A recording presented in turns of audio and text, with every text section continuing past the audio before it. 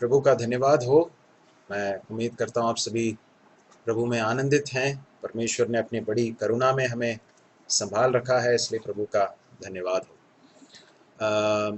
हमारे पास समय थोड़ा कम है आज, लेकिन कोई बात नहीं। परमेश्वर के सन्मुख हमने जो प्रार्थना में जो समय व्यतीत किया है और जो अन्य तरीके से हमने प्रभु के चरणों में समय व्यतीत किया, वो निश्चित रूप से बहुत ही अर्थपूर्ण है। और परमेश्वर हमारे साथ हमारे ऊपर दया करेंगे, हमारे साथ व्यवहार करेंगे। इस विश्वास के साथ हम बैठें। आइए हम प्रार्थना के साथ बैठें कि परमेश्वर का वचन हमारे साथ व्यवहार करे। आज एक विषय का अध्ययन हम आरंभ करने जा रहे हैं। मुझे 1 मिनट का समय दें, मैं ज़रा आपको प्रोजेक्ट कर दूं।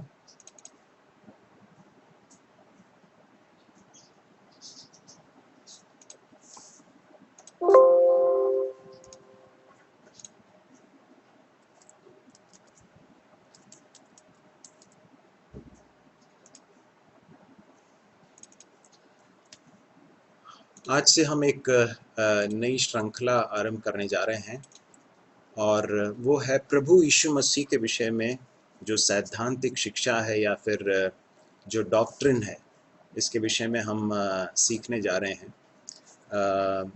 परमेश्वर के वचन की जो मूल शिक्षाएं हैं या जो बहुत आधारभूत शिक्षाएं हैं, जो बहुत बेसिक जो हमारे डॉक्ट्रिन्स हैं। डॉक्ट्रिन का मतलब परमेश्वर की जो शिक्षा है, वचन की जो शिक्षा है, सिद्धांत हैं, बुनियादी शिक्षाएं हैं। इन्हें अच्छी तरह से समझना बहुत ज़रूरी है और उसमें बहुत सारे शाखाएं हैं। हम परमेश्वर के विषय में अध्ययन करते हैं, पवित्र आत्मा के विषय में अध्ययन करते हैं, प्रभु यीशु मसीह के विषय में अध्ययन करते हैं। फिर हम पाप के विषय में, मनुष्य के विषय में, उद्धार के विषय में, प्रभु यीशु मसीह के आगमन के विषय में, कलीसिया के विषय में। इस तरह से अनेक बुनियादी शिक्षाएं हैं और उनमें से एक है प्रभु यीशु मसीह के विषय में परमेश्वर के वचन की शिक्षा, जिसे अंग्रेजी में कहते हैं क्रिस्टोलॉजी। यदि अभी आप नोटबुक आपने नहीं लिया है तो मैं आग्रह करूंगा कि आप अपने नोटबुक और अपने पेन को साथ में रखें और हम इन बातों को जो हम सीख रहे हैं उन्हें लिखें भी, ताकि आगे जाकर वो हमारे लिए काम आए। कई बार डॉक्ट्रिन का या जो सैद्धांतिक जो शिक्षाएं हैं उनका अध्ययन करना कई लोगों को बहुत ही बोरियत भरा लग सकता है। मैं इसलिए कह रहा हूँ क्योंकि जब हम सैद्धांतिक विषयों को जब हम अध्ययन करते हैं तो वो कई बार बहुत ज़्यादा उसमें विवरण रहते हैं जो कई बार हमें बहुत नीरस लग सकते हैं, है ना। बहुत सारे इन्फॉर्मेशन रहता है जो हमें लग सकता है कि बहुत शैक्षणिक है या फिर बहुत एकेडमिक है, जैसे हम एक क्लासरूम में बैठकर हम सीखते हैं, इस तरह का एक माहौल बन जाता है। और इसलिए कई बार लोग जो डॉक्ट्रिन है या फिर जो सैद्धांतिक शिक्षाएं हैं उसको सुनते समय कई बार जो है थोड़ा सा आउट हो जाते हैं, है ना। ये कई बार ऐसा होता है। मैं इसलिए कह रहा हूँ क्योंकि मैं भी जब एक छात्र हुआ करता था उस समय पर हम ईयू के कैंप्स अटेंड करते थे और उस समय पर ऐसा होता था कि कैंप्स के अंदर डॉक्ट्रिन हर दिन जो है 1 या 2 डॉक्ट्रिन के बारे में सेशंस होते थे। तो एक बार ऐसा हुआ कि हम एक स्टेट कॉन्फ्रेंस, मध्य प्रदेश का जो पूरा स्टेट कॉन्फ्रेंस अटेंड कर रहे थे, तो वहाँ पर एक यूनियन बिब्लिकल सेमिनरी पुणे से एक भाई आए थे जो वहाँ के एक प्रोफेसर थे और थियोलॉजी के प्रोफेसर थे, और वे आए थे और वे डॉक्ट्रिनल सेशन ले रहे थे। और अब जैसा कि मैंने आपको पहले बताया कि डॉक्ट्रिनल सेशन कई बार बहुत थोड़ा सा जो है बोरियत भरा रहता है। तो उनके सेशन में कई बार जो है कई लोग जाने अनजाने जो है बहुत कोशिश करके भी, और कई बार ऐसा होता था कि वो ऐसे समय पर वो सेशन आता था जब लोगों को बहुत नींद भी आती थी, तो कई लोग सो जाते थे। तो ऐसा होता था। एक दिन क्या हुआ कि हम लोग खाना खाने के लिए, दोपहर के खाने के लिए हम लोग कुछ लोग बैठकर खा रहे थे, बातचीत कर रहे थे, कुछ लड़के थे हम लोग। और उस समय पर एक लड़के ने इस तरह से कहा कि कल रात को मैं सो नहीं पाया,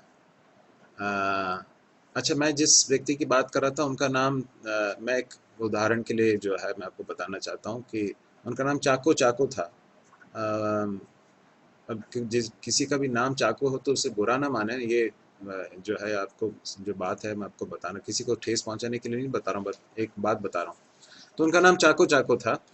तो क्या हुआ कि वो जब सेशन लेते थे कई बार लोगों को नींद आती थी, और ये लड़का जो हम लोग जब बैठे थे खाना खा रहे थे तो एक लड़के ने बोला कि कल रात को यार मैं सो नहीं पाया। तो अचानक दूसरे एक लड़के ने इस तरह से कहा कि अरे यार, 2-3 बार चाको चाको बोल देते तो तुमको नींद आ जाती। तो कहने का तात्पर्य यह है कि डॉक्ट्रिन जो है कई बार लोगों को नींद के झोंके में डाल सकता है, परंतु हमारी पूरी कोशिश होनी चाहिए कि हम इन सच्चाइयों को अच्छी तरह से पकड़ लें, समझ लें, क्योंकि ये हमारे मसीही जीवन के लिए बहुत ही महत्वपूर्ण है। ठीक है, क्रिस्टोलॉजी का अर्थ क्या है? हम आरंभ करेंगे अपनी स्टडी को। क्रिस्टोलॉजी का अर्थ क्या है? ये दो शब्दों से बना है। एक तो है क्रिस्टोस या फिर ख्रिस्त या मसीह, है ना, और दूसरा है लोगिया। इन दोनों के मिश्रण से ये क्रिस्टोलॉजी बना है। तो ये दो जो शब्द हैं, लोगिया अर्थात अध्ययन, क्रिस्टोस अर्थात मसीह, तो प्रभु यीशु मसीह का अध्ययन, मसीह का अध्ययन या मसीह के विषय में, प्रभु यीशु मसीह के विषय में शिक्षा, ये है क्रिस्टोलॉजी का सीधा सीधा अर्थ।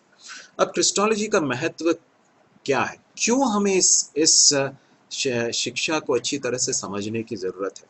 क्योंकि प्रभु यीशु मसीह हमारे विश्वास का केंद्रीय विषय है और व्यक्ति है। और यदि हमें अपने विश्वास को समझना है कि हमने किस पर विश्वास किया है, हमने क्या विश्वास किया है, तो उस व्यक्ति को समझना, उसको जानना बहुत जरूरी है जिस पर हमने विश्वास किया है। और इसलिए ये बहुत ही एक महत्वपूर्ण अध्ययन है। दूसरा कारण यह है कि ये जीवन के अन्य सभी क्षेत्रों पर हमारे दृष्टिकोण को प्रभावित करता है। प्रभु यीशु मसीह के विषय में हमारी जो समझ है वो क्या है, ये बहुत हद तक हमारे जीवन के अन्य क्षेत्रों पर हमारा दृष्टिकोण क्या होगा इसको प्रभावित करेगा। ठीक है, इसलिए इस डॉक्ट्रिन को अच्छी तरह से समझना और उसके विषय में एक सही शिक्षा, परमेश्वर के वचन की शिक्षा क्या है, इसे समझना बहुत ही महत्वपूर्ण है। तीसरी बात, ये सिर्फ एक शैक्षणिक काम नहीं है, सिर्फ जानकारी मात्र बढ़ाना नहीं है, परंतु जब हम कोई डॉक्ट्रिन जब सीखते हैं, जब किसी सैद्धांतिक शिक्षा को हम समय व्यतीत करते हैं, तो वो हमारे प्रभु को और करीब से जानने और प्रभु के प्रति हमारे प्रेम को बढ़ाने का भी एक कारण बन जाता है। क्योंकि जब हम प्रभु यीशु मसीह के बारे में जब हम देखेंगे तो वो सिर्फ जानकारी बढ़ाने के लिए नहीं, परंतु हमारा प्रभु कितना महान है और वो कौन है, और इसलिए उसके प्रति हमारा प्रत्युत्तर कैसा होना चाहिए, इन सारे क्षेत्रों को वो प्रभावित करेगा। तो प्रभु हमारी सहायता करे कि इस विषय का अध्ययन हमारे लिए आशीष का कारण हो। हम मुख्य रूप से 12 इस स्टडी को जब हम करेंगे, मुख्य रूप से 12 विषयों के ऊपर या 12 सब पॉइंट्स के ऊपर हम ध्यान करेंगे या फिर उसके ऊपर सोचेंगे, विचार करेंगे। पहला है प्रभु यीशु मसीह का पूर्व अस्तित्व, जिसे अंग्रेजी में कहते हैं प्रभु यीशु मसीह का प्री एग्जिस्टेंस। दूसरा है उनका देह धारण, फिर उनका मनुष्यत्व, उनका ईश्वरत्व, उनका सांसारिक या ऐहिक जीवन, फिर उनका शून्य होना, फिर उनकी अनिंद्यता, उनकी मृत्यु, उनका पुनरुत्थान, उनका स्वर्गारोहण, वर्तमान में उनकी सेवा और फिर उनका आगमन। ये 12 विषय हैं। अभी आपको कुछ कुछ शब्द बहुत ऐसा कठिन लग रहे होंगे, लेकिन जैसे जैसे हम अध्ययन करेंगे तो ये बहुत ही सरल तरीके से हम समझ पाएंगे, और निश्चित रूप से मैं विश्वास करता हूँ कि हमारे मसीही जीवन के लिए ये बहुत आशीष का कारण होगा। देखिए, डॉक्ट्रिन को स्टडी करने का एक और महत्वपूर्ण विषय, उसका कारण क्या है मालूम है? क्योंकि यदि हम सही शिक्षा को अच्छी तरह से नहीं समझेंगे, पकड़ेंगे, तो जब कोई व्यक्ति हमें गलत शिक्षा सुनाए या फिर कहीं से हमें गलत शिक्षा मिले, तो हम उसे समझ नहीं पाएंगे, हम डिफ्रेंशिएट नहीं कर पाएंगे, अलग करके नहीं देख पाएंगे कि वास्तव में ये जो कहा गया है वो वास्तव में सही है या गलत है, क्योंकि हमने सही को अच्छी तरह से पहचाना नहीं है। तो इसलिए परमेश्वर के वचन के आधार पर मूलभूत शिक्षाओं को ग्रहण करना बहुत ही महत्वपूर्ण है। ठीक है, आप सभी लोग आवाज सुन पा रहे हैं?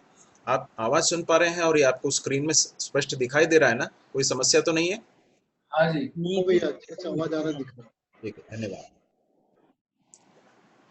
हम पहले विषय को लेंगे, अर्थात प्रभु यीशु मसीह का पूर्व अस्तित्व। ठीक है, प्रभु यीशु मसीह का पूर्व अस्तित्व, जिसे अंग्रेजी में कहते हैं उनका pre existence, his pre existence. क्या है इसका अर्थ? इसका अर्थ, सीधा अर्थ यह है कि प्रभु यीशु मसीह का आरंभ, उनके अस्तित्व का जो आरंभ है वो 2021 वर्ष 2000 वर्ष पूर्व उस बैतलहम के नगर में नहीं हुआ। आप सुन रहे हैं मेरी बात को ध्यान से?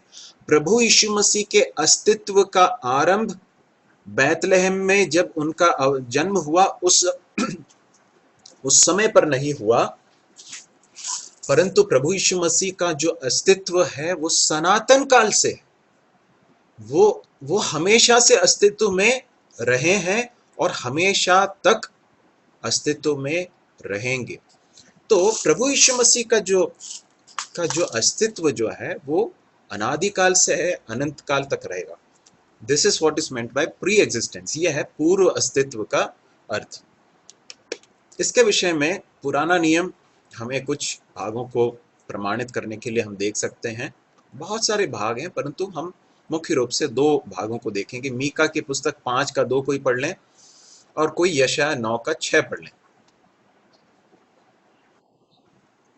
हे बेथलेहेम एप्राता, यदि तू ऐसा छोटा है कि यहूदा के हजारों में गिना नहीं जाता, तो भी तुझ में से मेरे लिए एक पुरुष निकलेगा जो इस्राएलियों में प्रभुता करने वाला होगा, और उसका निकलना प्राचीन काल से वरन अनादि काल से होता आया है। धन्यवाद। यहाँ पर क्या लिखा है? बैतलहम के एप्राता, तो कुछ कम नहीं होगा, तुझ में से एक पुरुष निकलेगा। ठीक है, तो उस स्थान से एक व्यक्ति निकलेगा करके लिखा है। तो जब बैतलहम के एप्राता में एक व्यक्ति, एक पुरुष निकला है या फिर वो जन्म हुआ, उसके बारे में परमेश्वर का वचन, परमेश्वर मीका की पुस्तक में क्या कहता कि उसका आरंभ कब से है? क्या लिखा है वहां पर? बताएं, पढ़कर बताएं।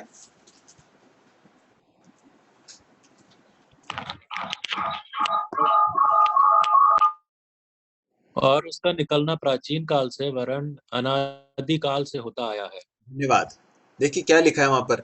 पुरुष निकलेगा, है ना? और फिर लिखा है कि उसका निकलना प्राचीन काल से बल्कि अनादि काल से है। तो प्रभु यीशु मसीह का जन्म हुआ एक मनुष्य के रूप में बैतलहम में, परंतु उनका आरंभ उस समय पर नहीं हुआ था। इस बात को अच्छी तरह से समझने की जरूरत है। अनादि काल, प्राचीन काल, अनादि काल से ऐसा कोई समय नहीं रहा है जब प्रभु यीशु मसीह अस्तित्व में नहीं रहे।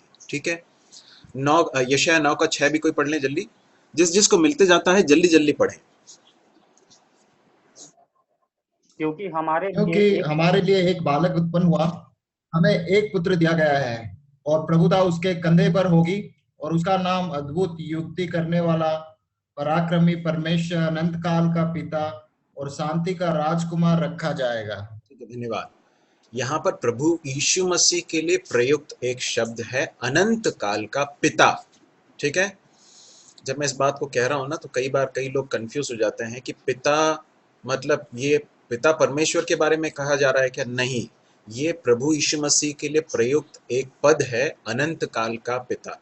ठीक है, और यहाँ पर भी प्रभु यीशु मसीह के अनंत काल से अस्तित्व, अनादि काल से या अनंत काल से अस्तित्व में होने के विषय में बताया गया। उसका नाम ये रखा जाएगा। क्यों उसका नाम रखा जाएगा?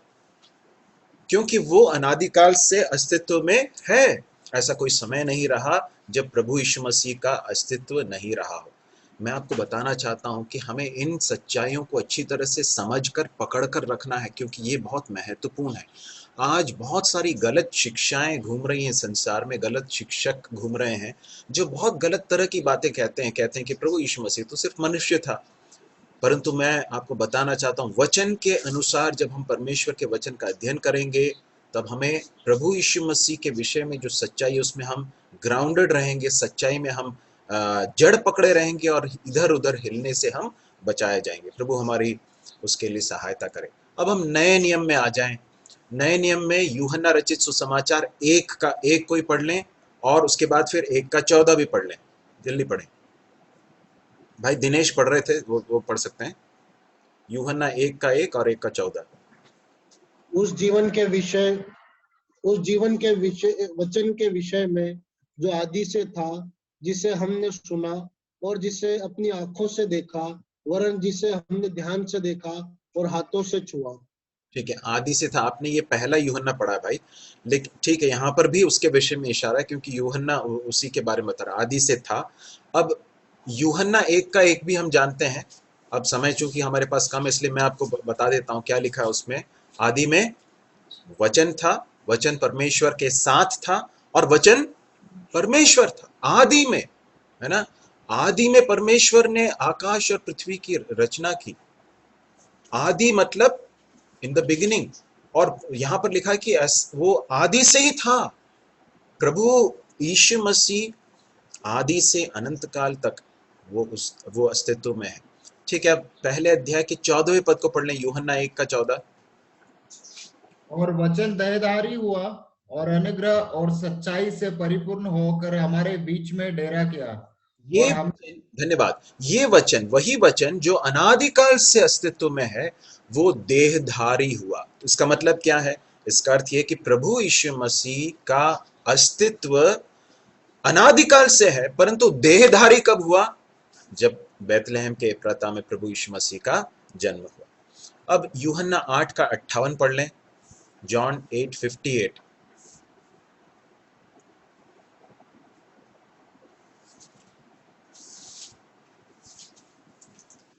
यीशु ने उनसे कहा, मैं तुझसे सच सच कहता हूँ कि पहले इसके कि इब्राहिम उत्पन्न हुआ हूँ मैं। फिर से पढ़ें, इब्राहिम उत्पन्न हुआ मैं हूँ। मैं हूं। धन्यवाद भाई। यहाँ पर प्रभु यीशु मसीह यहूदियों के साथ बातचीत कर रहे हैं। प्रभु यीशु मसीह उनसे कहते हैं कि तुम्हारा पिता इब्राहिम मेरे दिन को देखना चाहता था, उसने देखा और वो आनंदित हुआ।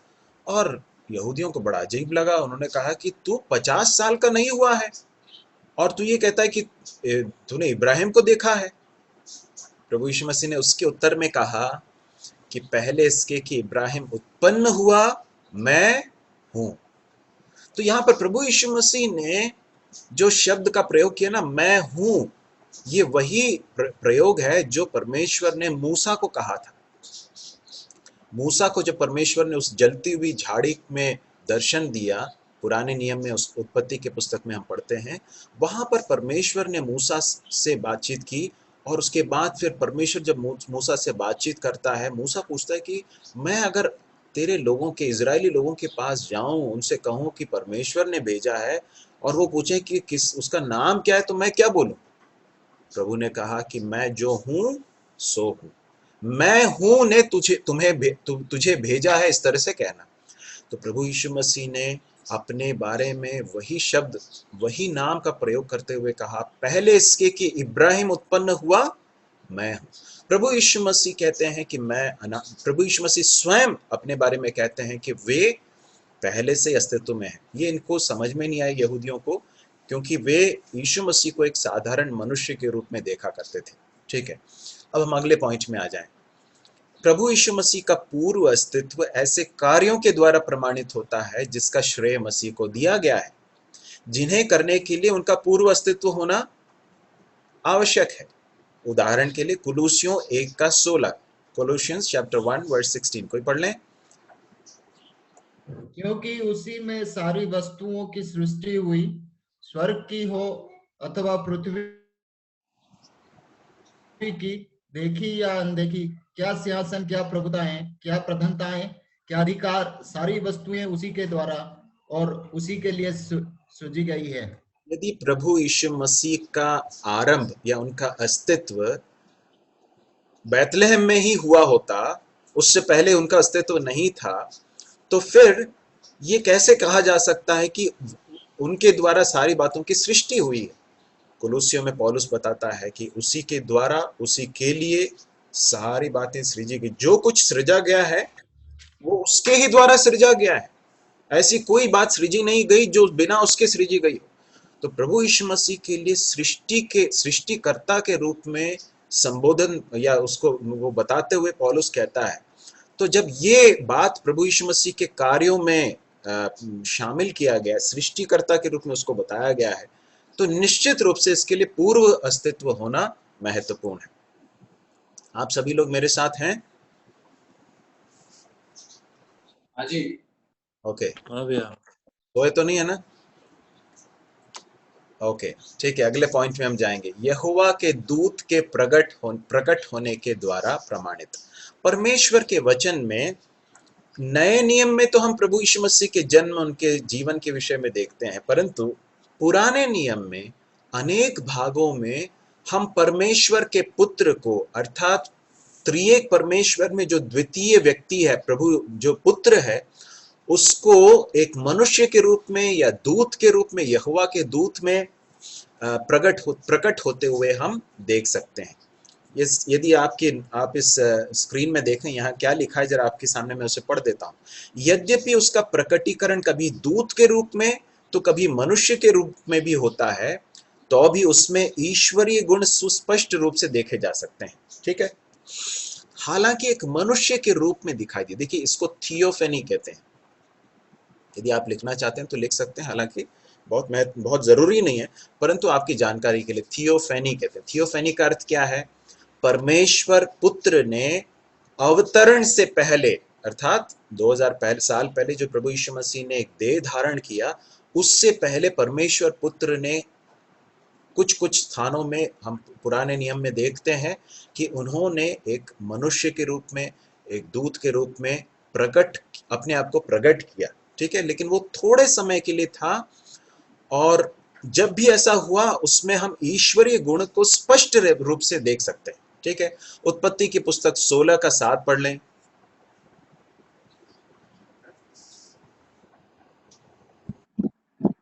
तब यहोवा हाँ जी, पढ़ लीजिए। तब यहोवा के दूत ने उसको जंगल में सूर के मार्ग पर जल के एक सोते के पास पाकर कहा। ठीक है, यहाँ पर हम देखते हैं कि यहोवा का दूत। ठीक है, अब आगे जाकर जब आप इन भागों को देखेंगे तो वहां पर जिस तरह से संवाद हो रहा है, उससे समझ में आता है कि जो व्यक्ति बात कर रहा है वो एक साधारण स्वर्गदूत नहीं है, क्योंकि स्वर्गदूत कभी भी उनका जो दायरा है वो बहुत सीमित है ना। वो भी परमेश्वर की आराधना करते हैं, परमेश्वर के द्वारा सृजित लोग हैं, और उनके अंदर ईश्वरीय गुण नहीं है। वे निश्चित रूप से बहुत सामर्थी क्रिएशन है, परंतु निश्चित रूप से उनके अंदर ईश्वरीय, परमेश्वर के गुण नहीं देखे जा सकते हैं। परंतु यहाँ पर हाजिरा है ना, जो इब्राहिम के पत्नी सारा की दासी थी, उस हाजिरा को परमेश्वर का दूत दर्शन देकर उससे बातचीत करता है। तो वहां उस बातचीत के द्वारा हम समझ सकते हैं। आगे उत्पत्ति की पुस्तक 18वें अध्याय में हम देखते हैं कि परमेश्वर का दूत दर्शन देता है। पढ़ें उसे।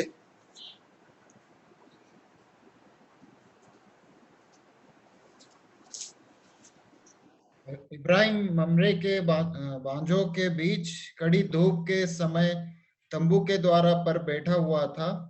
तब यहोवा ने उसे दर्शन दिया। ठीक है, उसके बाद 22वें अध्याय की 11 और 12 को पढ़ लें।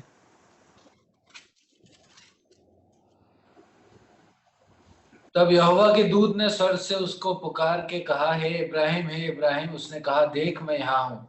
उसने कहा, उस लड़के पर हाथ मत बढ़ा और न उसे कुछ कर, क्योंकि तूने जो मुझसे अपने पुत्र वरन अपने इकलौते पुत्र को भी नहीं रख छोड़ा, इससे मैं अब जान गया हूँ कि तू परमेश्वर का भय मानता है।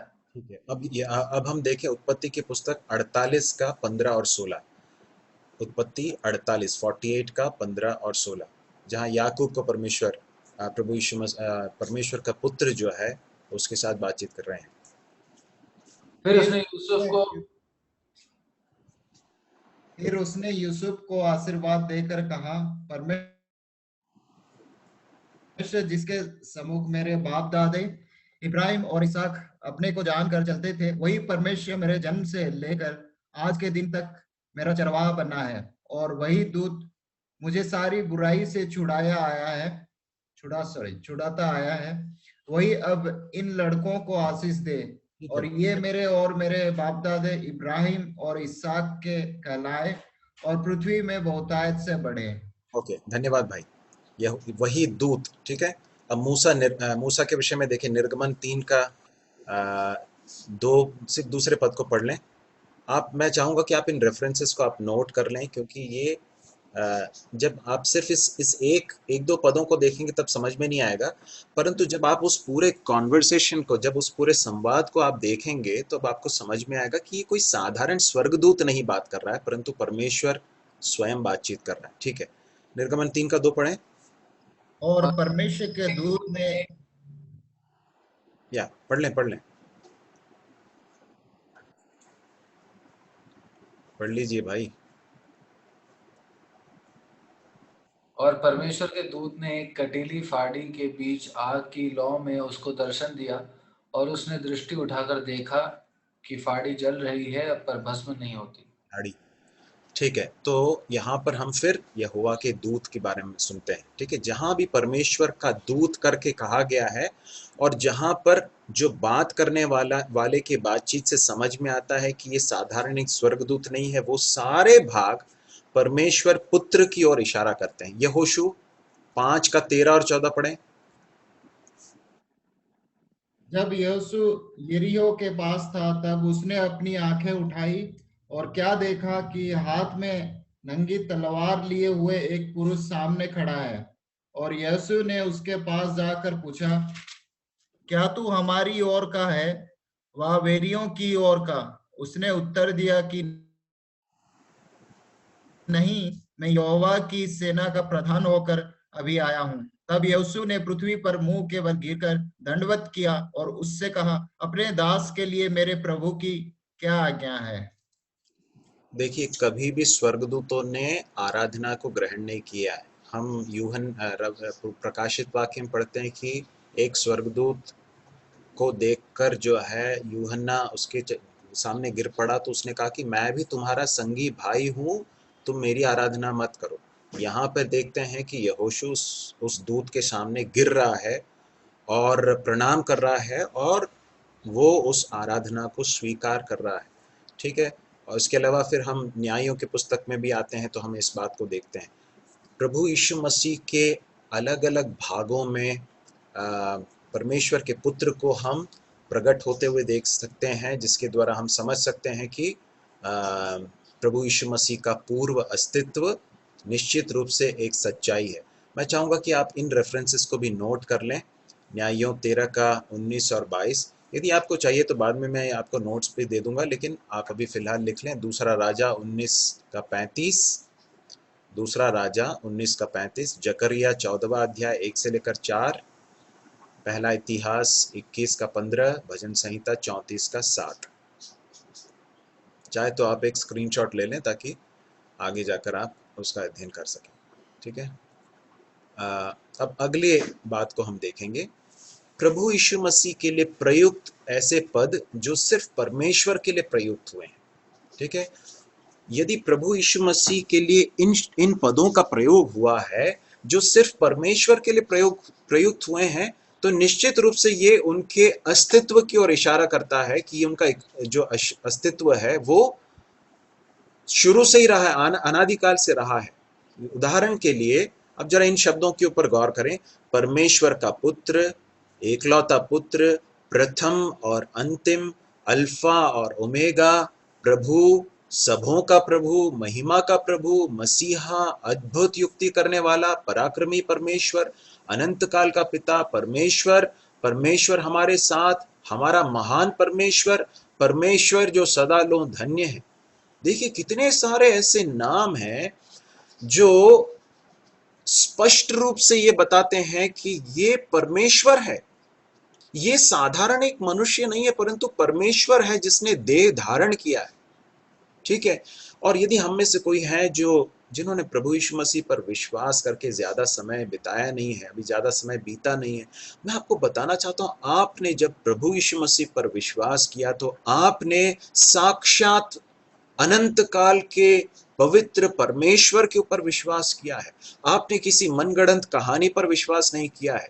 इसलिए इस विश्वास को बहुत मजबूती के साथ पकड़े रहें। मैं चाहूंगा कि हम कुछ रेफरेंसेस को देख लें। मत्ती 1:23 पढ़ लें, और एक और व्यक्ति निकाल लें, यशायाह 7:14। कि देखो, एक कुंवारी गर्भवती होगी और एक पुत्र जनेगी और उसका नाम इमानुएल रखा जाएगा, जिसका अर्थ यह है, परमेश्वर हमारे साथ। धन्यवाद। यशायाह 7:14।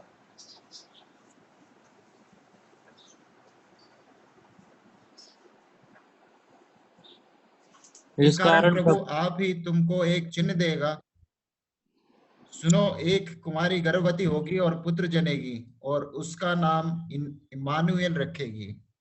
ठीक है, तो ये भविष्यवाणी की गई है यशायाह की पुस्तक में, और मत्ती रचित सुसमाचार में हम देखते हैं कि वो पूरा हुआ। उसी व्यक्ति के बारे में कहा गया कि उसका नाम है इम्मानुएल, अर्थात परमेश्वर हमारे साथ। तो प्रभु यीशु मसीह कौन है? वो परमेश्वर है। उसका अस्तित्व हमेशा से रहा है, वो हमेशा तक रहेगा। वो किसी कहानी का पात्र नहीं है, वो मनुष्यों के दिमाग की उपज नहीं है। वो सृष्टिकर्ता परमेश्वर है, अनादिकाल से अनंत काल तक उसका अस्तित्व है। अब निकाल लें मत्ती 4:7, और कोई निकाल लें व्यवस्था विवरण 6:16। यीशु ने उससे कहा, यह भी लिखा है कि तू प्रभु अपने परमेश्वर की परीक्षा ना कर। व्यवस्था विवरण 6:16।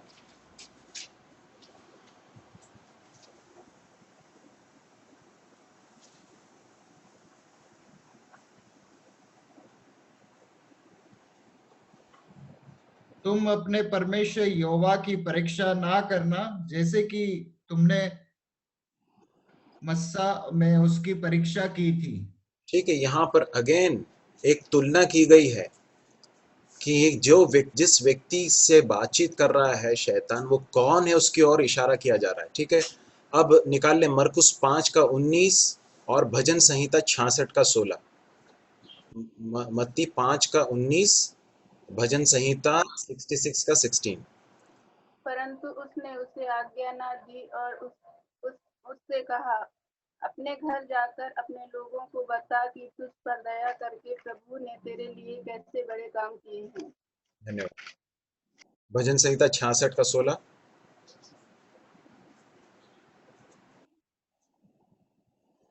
हे परमेश्वर के सब डरवैयों, आकर सुनो, मैं बताऊंगा कि उसने मेरे लिए क्या क्या किया है। ठीक है, देखिए इस व्यक्ति को प्रभु यीशु मसीह ने ठीक किया। उसके बाद क्या कह रहे हैं प्रभु? तू जा और लोगों को बता कि प्रभु ने तेरे लिए। अब ये प्रभु जो शब्द है, ये किसी साधारण मनुष्य के लिए नहीं प्रयोग होगा। जो यीशु मसीह कह रहे हैं कि मैंने तेरे लिए जो किया, उसकी ओर बताते हुए कह रहे हैं कि प्रभु ने तेरे लिए जो किया उसे जाकर लोगों को बता। भजन संहिता 110:1 पढ़ें, और कोई और पढ़ ले मत्ती 22:42 से लेकर 45 तक। मेरे प्रभु से यहोवा की ये वाणी यह है कि तू मेरे दाहिने हाथ बैठ, जब तक मैं तेरे शत्रुओं को तेरे चरणों की चौकी न कर दूं। ठीक है, मत्ती 22।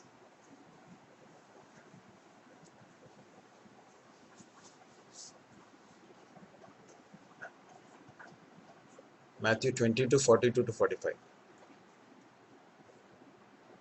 कि मसीह के विषय में तुम क्या समझते हो, वह किसका संतान है? उन्होंने उससे कहा, दाऊद का। उसने उनसे पूछा, तो दाऊद आत्मा में होकर उससे प्रभु क्यों कहता है कि प्रभु ने मेरे प्रभु से कहा, मेरे दाहिने बैठ, जब तक कि मैं तेरे बैरियों को तेरे पांवों के नीचे न कर दूं। भला जब दाऊद उसे प्रभु कहता है, तो वो उसका पुत्र क्यों कर ठहरा? देखिए, यहाँ पर प्रभु यीशु मसीह इनसे बातचीत करके बोलता है कि ये मसीह जो है वो किसका पुत्र है? वो लोग कहते हैं दाऊद का पुत्र। प्रभु कहते हैं कि दाऊद उसको प्रभु फिर क्यों कर रहा है? अगर उसका बेटा है या उसके वंश में आगे आने वाला है, तो दाऊद उसको प्रभु क्यों कह रहा है? भजन 110 में हमने क्या देखा? मेरे प्रभु से यहोवा की वाणी यह है, तू मेरे दाहिने हाथ बैठ, जब तक कि मैं तेरे शत्रुओं को तेरे चरणों की चौकी न कर दूं। उसी बात को यहाँ उद्धृत किया गया है। और इन सारे भागों में प्रभु यीशु मसीह को परमेश्वर के तुल्य प्रस्तुत किया गया है, जिससे हम समझ सकते हैं कि वे पूर्व से ही अस्तित्व में हैं। और भी कुछ रेफरेंसेस हैं, परंतु मैं चाहता हूं कि आप उसे लिख लें, और प्रभु ने चाहा तो आगे हम देखेंगे। परंतु बस एक बात और आपको बताकर मैं समाप्त करना चाहता हूं। मनुष्य का पुत्र, आपने सुसमाचार की पुस्तकों में अनेक बार प्रभु यीशु मसीह को अपने बारे में इस शब्द का प्रयोग करते हुए देखा होगा, मनुष्य का पुत्र। मैं पहले सोचा करता था कि ये मनुष्य का पुत्र जो है, ये इसलिए कहा जा रहा है क्योंकि प्रभु यीशु मसीह मनुष्य बनकर आया। एक हद में, एक सीमा तक वो उसका अर्थ वो है, परंतु आप जानते हैं ये जो टाइटल है या फिर ये जो नाम है, ये वास्तव में यीशु मसीह की मनुष्यत्व को नहीं, परंतु प्रभु यीशु मसीह के परमेश्वरत्व की ओर इशारा करता है। अब आप उसको बोलेंगे कि कैसे हो सकता है ऐसा? तो दानियल 7 के 13 और 14 को कोई पढ़ लें। दानियल 7 का 13 और 14। मैंने रात में स्वप्न में देखा, और देखो मनुष्य के संतान सा कोई आकाश के बादलों समेत आ रहा था, और वह उस अति प्राचीन के पास पहुंचा, और उसको वे उसके समीप लाया। तब उसको ऐसी प्रभुता, महिमा और राज्य दिया गया कि देश देश और जाति जाति के लोग और भिन्न भिन्न भाषा बोलने वाले सब उसके अधीन हो। उसकी प्रभुता सदा तक अटल, और उसका राज्य अविनाशी ठहरा। धन्यवाद। मनुष्य की संतान करके लिखा है, अर्थात मनुष्य का पुत्र। ये प्रभु यीशु मसीह के ईश्वरत्व या उनके परमेश्वरत्व को बताने वाला है। और यहाँ बताया गया कि प्रभु यीशु मसीह पुत्र जब पिता के सामने प्रस्तुत किया गया, उसको महिमा दी गई, उसको अनंत राज्य दिया गया, और सारे लोग उसके सामने दंडवत होंगे। तो इस तरह से हम इन सारे रेफरेंसेस को देख सकते हैं। अगली बार जब हम अध्ययन करेंगे तो प्रभु ने चाहा तो हम इन भागों को भी देखेंगे, परंतु आज आप जरूर अपने घर में जाकर इन रेफरेंसेस को देखें, अर्थात रोमियो 9 का 5, यूहन्ना 1 का 1 तो हम जानते हैं आदि में वचन था, तीतुस 2 का 13, इब्रानियों 1 का 8। ठीक है, आज हम अभी फिलहाल इस समय हम इस अध्ययन को समाप्त करेंगे। हमने क्या देखा उस बात को हम जरा जल्दी से देखेंगे। प्रभु यीशु मसीह के विषय में हमने शिक्षा को आरंभ किया है, और जिसमें प्रभु यीशु मसीह के पूर्व अस्तित्व के विषय में पुराना नियम क्या कहता है, नया नियम क्या कहता है, उनके कार्यों के द्वारा हम देख सकते हैं। और पुराने नियम में अनेक बार उन्होंने यहोवा के दूत के रूप में या एक पुरुष के रूप में अपने आप को प्रकट किया, ये उनके पूर्व अस्तित्व की ओर इशारा करते हैं। और अंत में उनके लिए ऐसे प्रयुक्त पद जो सिर्फ परमेश्वर के लिए प्रयुक्त हुए हैं, ये इन सारी बातों का प्रमाण हमें देता है। अब हमारा प्रत्युत्तर क्या होना चाहिए? What should be our response? इन सारी सच्चाइयों के प्रत्युत्तर में हमें क्या करना है? क्योंकि प्रभु यीशु मसीह परमेश्वर हैं, वो हमारी आराधना के योग्य हैं, इनकी आराधना करें। क्योंकि वो परमेश्वर हैं, इसलिए हम उनके प्रति जवाबदेह हैं, we are accountable to him. इसलिए अपने जीवन को उनके सामने नम्र करें, दीन करें, अपने जीवन को प्रभु की, यीशु मसीह की प्रभुता में लाएं। और प्रभु चूंकि परमेश्वर है, यीशु मसीह चूंकि परमेश्वर है, इसलिए हमने उस पर विश्वास किया है। हमारा जीवन परमेश्वर के हाथों में सुरक्षित है, और इसलिए वो जो कुछ कहता है उस पर हम भरोसा कर सकते हैं। इस महामारी के बीच में जब बहुत अनिश्चितताओं में से हम होकर गुजर रहे हैं, मेरे प्रिय भाइयों बहनों, मैं आपको स्मरण दिलाना चाहता हूँ, हमारा प्रभु यीशु मसीह, हमारा परमेश्वर, वो अभी सिंहासन पर विराजमान है। वो हमारे जीवन को देखता है, और हमारे जीवन के ऊपर उसका संपूर्ण परफेक्ट कंट्रोल है, नियंत्रण है। इसलिए उसके उस बुद्धि पर, उसके सामर्थ्य पर भरोसा करें, हम उससे प्रेम करें, उसके पीछे चलें। प्रभु हमारी सहायता करे। प्रभु ने चाहा तो अगले